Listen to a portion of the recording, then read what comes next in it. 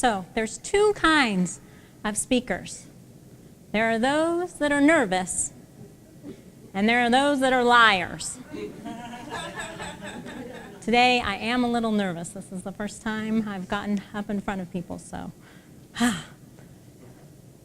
want to share a story with you about a man named Clarence Chance. He was a remarkable man. He was put in prison at the age of 23, and it turned out to be a cop cover-up. And after they had to throw out some testimonies, there was no longer enough evidence to keep him. He spent 17 years in a prison cell, yet he came out this shining light of divinity, a man of peace and love. When they interviewed him, they asked, how after 17 years in prison did you not have any feelings of bitterness, anger, vengeful thoughts, hurt? And he looked at them and he said, I wasn't in prison for 17 years. I was in prison for 3 years. And they kind of looked funny at him. During that time, he said he went through many emotions, hurt, anger, victimized feelings. But after 3 years, he came to a revelation. He felt the presence of God within him and that he had a divine calling to be in that place, to be there. And from that moment on, he moved forward speaking that truth. He went on to minister other inmates of the presence and power of God that they could find within themselves. And so they were leaving prison with newfound hope for their futures. And to me, this story is a perfect example of freedom, which is what I'm going to talk about today. Charles Fillmore, one of the co-founders of Unity, describes freedom in the book, The Revealing Word, as the quality or state of being without thought or restraint, bondage, limitation, or repression, having a sense of well-being. Clarence is a perfect example of living a life of freedom, regardless of anything happening outside of himself. He found the divinity within, the peace, and like the song said, he was set free. So today I had to come over my fear of what they sometimes refer to as glossophobia, fear of public speaking, to come into my own. And I thought about how I could help myself in this way when I'm standing up here. And it's actually divine intervention. One of my kindergarten students is here today listening to me from when I was a teacher, teaching. It's probably Public Speaking 101 was the last time I got in front of a group of adults and spoke. But it wasn't that long ago I was up teaching kids every day in kindergarten. So if you don't mind, I'd like to transform this classroom into my classroom, and you can all be my kindergarten students for the day, okay? So, if I can get my, we as teachers, we have to have our decorations, our classroom. All right. Get my transformation going. Is this about right, Diego? Get my jacket on. I was often cold. All right. I'm going to stick this in here. Woo! Sorry. Got my my clipboard, and I have my teaching bag. So, equipped with my keys, my whistle. All right. Look about right, Diego? So I want to do a little experiment now. I want you all to take a look at this amazing poster I made with Jamie, with the help of my little one. Freedom. These are all pictures I found on the internet when I looked up happiness, joy, love. And surprising enough, when I looked at pictures, more than 90% of them were of animals and pets and children, as opposed to adults, which kind of tells us something about ourselves maybe. We need to incorporate a little more joy and love and happiness in our lives maybe. And then I looked up fear. and I found this picture. And when I saw this picture, immediately the energy changed in me. We're all made of energy. We all have energy running throughout us. And so I just did this to show you kind of the things we look at, the people we spend our time with, the TV we watch, all those things have energy. And they can raise our vibration, our energy, or they can take some of our energy away from us and give us negativity. So I just want you to think about that as we go through. So, my talk is called, well, sort of that. It was called, thank you. It was called Stepping Through Fear into Freedom. And so I have 4 steps today I want to kind of talk to you about. Of course, being a teacher, I had to use the letters of the word fear, F-E-A-R. So F is for forgiveness. E is for elevating expectations. A is for affirmative prayer. And R is for the resurrection of spirit. And since I brought my teaching bag, I thought I'd bring a little teaching tools to kind of help me emphasize. So F is for forgiveness, and I brought my forgiveness calculator. It's kind of ironic, a calculator for forgiveness, right? Because forgiveness is one of the things that you can't calculate. In order to be free, you must forgive. So I would have to throw this calculator out because the only button on a calculator that would work would be infinity, right? In Matthew 18, 21, 22, then Peter came to Jesus and asked, Lord, how many times shall I forgive my brother when he sins against me? Up to 7 times? Jesus answered, I tell you, not 7 times, but 77 times. 77 times. What Jesus is emphasizing is that we must continually forgive throughout our life, because when we live in unforgiveness, it doesn't work the way that we might want or think it to work. A person may think that the other person that may have hurt them will suffer and be impacted in some way. Yet no one suffers more than the blamer, the victim. I can relate to this. When I was in 1st grade, there was a boy in my class that bullied me severely. He used some of the most hurtful words I didn't even know a 6-year-old could say and do, and even some physical abuse to me, throwing things, just some hurt. And that hurt went out throughout the whole year, and we lined up in 1st grade in the same order, and there was one person between us, and I remember on the days that that person was gone, I would ask to go to the bathroom, and I would go and I would wait in the bathroom until we were at the next location we were supposed to be, because I didn't want to stand in line behind that child. I didn't want to hear those words. I was starting to take those words as my words and believe what he was saying. And I turned to food in that sadness, and I started to eat. And then some of the things that he was saying, you're fat, you're ugly.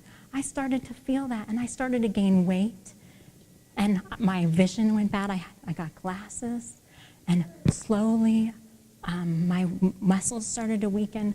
I developed the scoliosis, and I developed this anger and hurt from this experience. And then I started, in my attempt to keep from hurting, I started finding people that I thought might be weaker than me or that I could maybe take out. And I started to hurt them. Some of them were some of my best friends I was hurting in my attempt to be bigger so that maybe those people that were hurting me would stop. They would be afraid of me. Forgiveness is difficult, yet unforgiveness leaves us depressed, sad, even vengeful sometimes. Clinical studies have conducted showing that those suffering from depression, anxiety, and other fearful emotions come to the realization that they are sad because of their own resentful thinking. People are finding in therapy they're depressed because they've spent a better part of their life in their days with unloving thoughts, negative thoughts towards parents, towards teachers, friends, bosses, Some people even have negative thoughts and energy towards the alphabet. IRS, for example.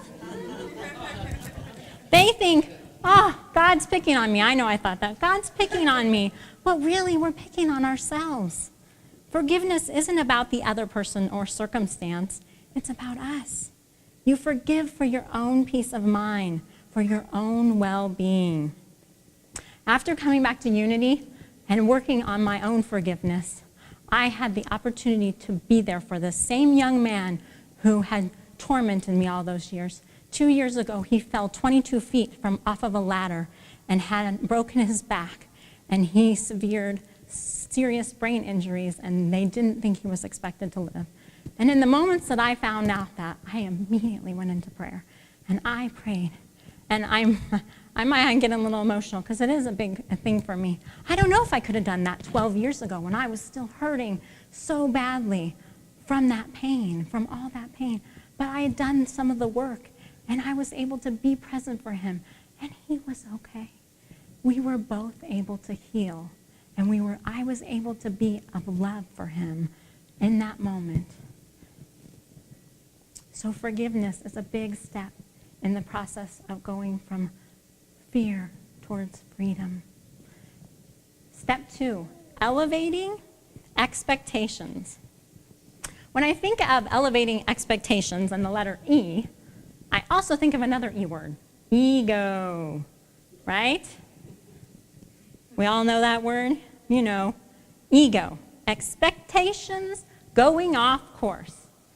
And how can we eliminate our expectations that have gone off course? I've got the perfect tool. If I can find it. I'm going to use my ego eraser. Now, I know they have those really big erasers for really big mistakes. I like to think we all have little egos, and we just need a little eraser every now and then to erase some of our expectations that have gone off course. Now, it's not about eliminating expectations.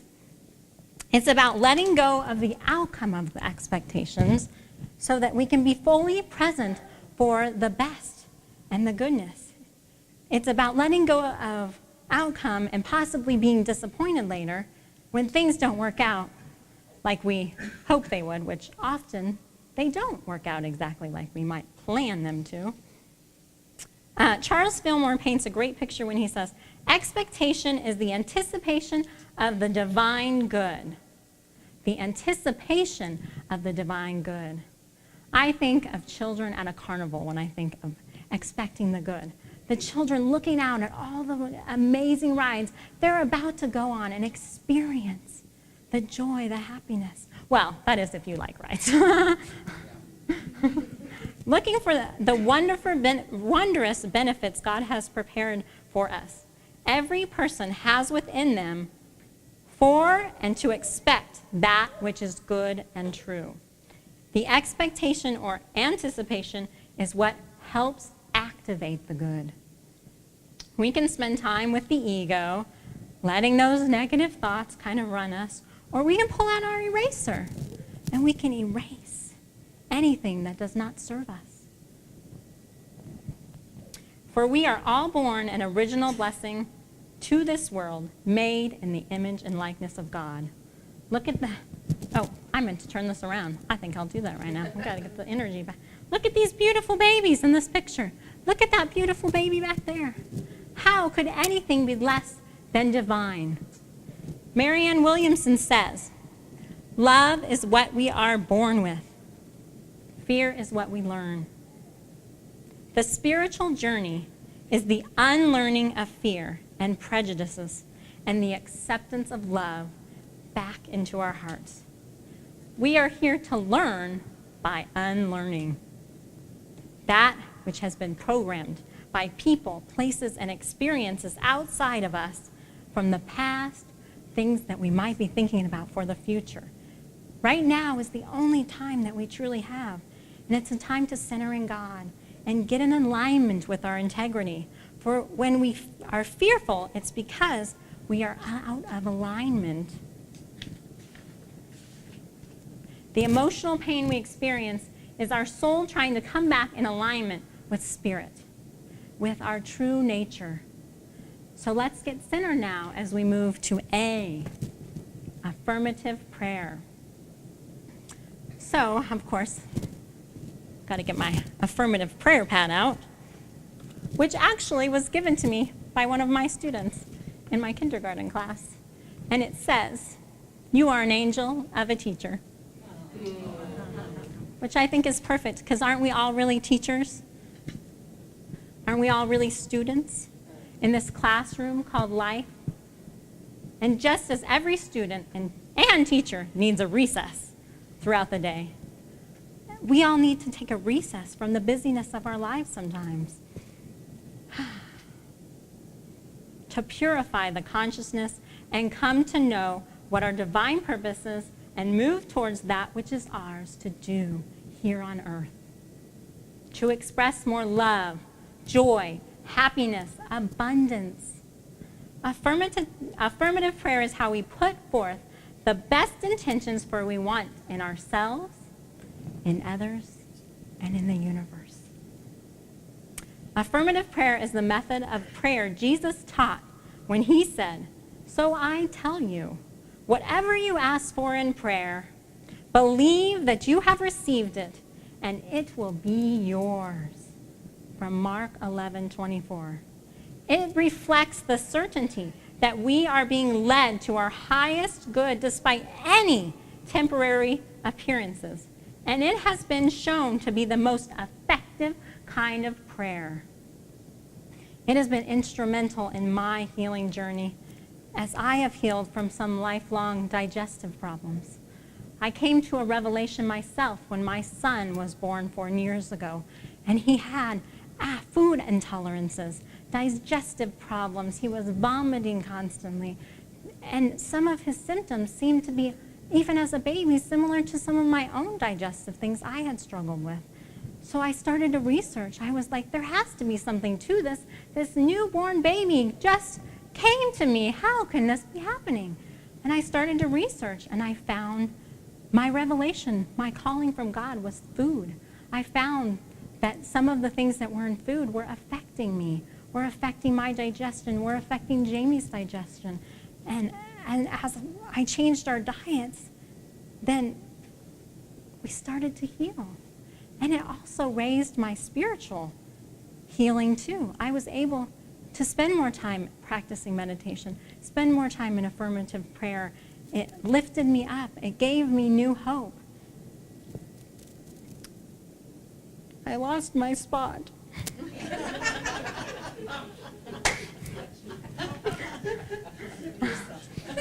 It's time for recess. Yeah, recess. Answering the call of Spirit has opened not only my heart, but my mind to the unlimited possibilities. It has awakened my soul to step forward and create new waves. One thing I love most about new thought leaders is they accept you as you are. That's what brought me into Unity, is they accept me as I am. But they expect you to change. They expect you to change. They expect you to grow in consciousness, to move forward consciously to the unlimited potential that awaits for you. I am stepping into my potential, and it feels amazing. Recently, I began a new practice of my meditation called EFT, Emotional Freedom Technique, or tapping. I think of it as an interactive meditation. It's a technique that uses tapping of certain acupressure points while saying affirmative statements. Nick Ortner learned EFT, and he wrote a book called The Tapping Solution, and he feels confident about the solution speaks about the mind-body connection and how they are really kind of one thing. And so when the mind is off, it affects the body. When the body is feeling pain, it affects the mind, and they're really one. And I believe that too with spirit.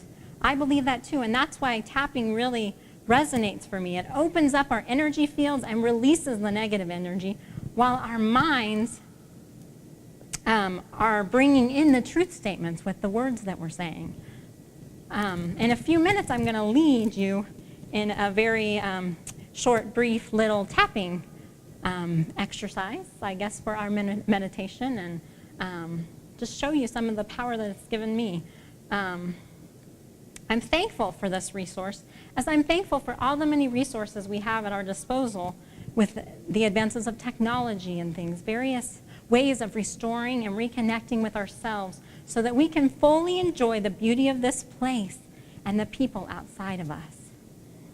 So I'm ready for R.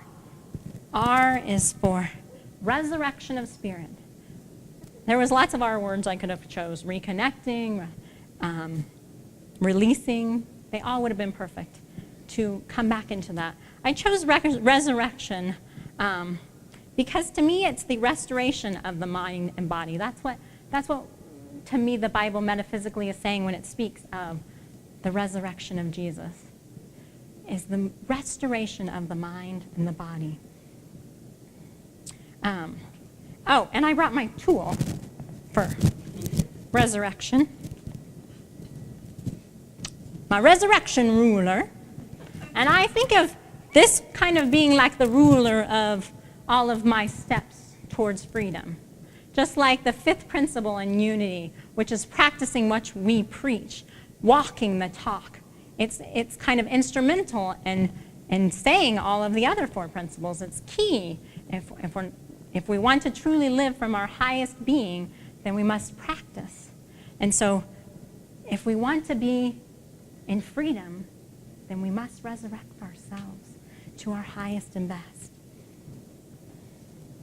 A couple days ago, I was speaking to my mom, and I started to get emotional thinking about being up here today.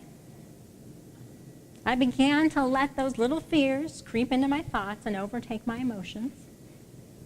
Being the caregiver she is, she gave me a great hug and asked, "Well, why are you doing this? If it makes you feel like this." And she said it like that. I'm sure she did. It seemed like she was anxious, like she really wanted to help me feel better immediately and fix it. And that's how us moms are. We want our children to be well and be the best they can be and be healthy and happy in the most loving way.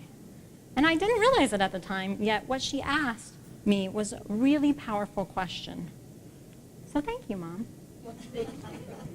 She made me think, why am I putting myself through all this if it is just causing me more of what I'm talking about, of fear?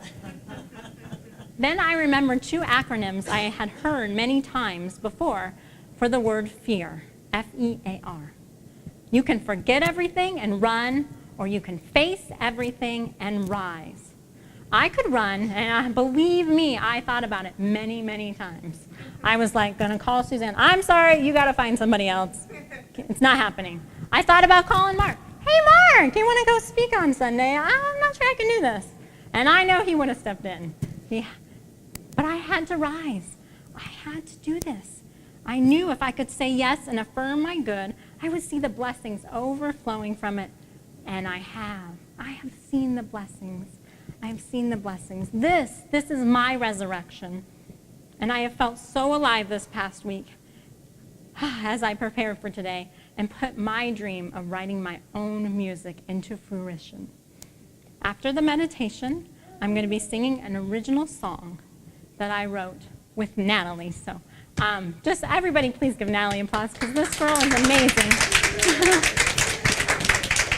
She composed the music for me. She made my vision come to life. And so I'm so grateful, and I hope that you enjoy the song as much as her and I enjoyed getting together with 3 children, running around and crying, and made it happen.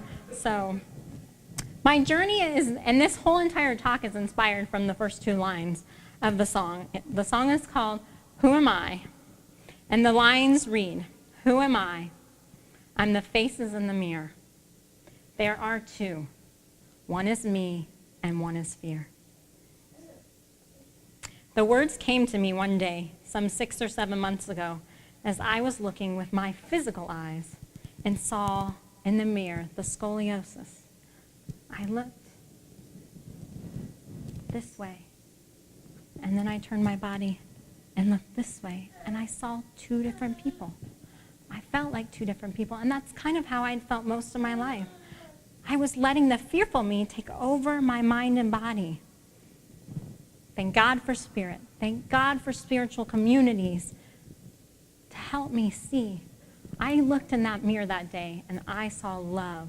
And from that day forward, every time I looked at a mirror, I saw love.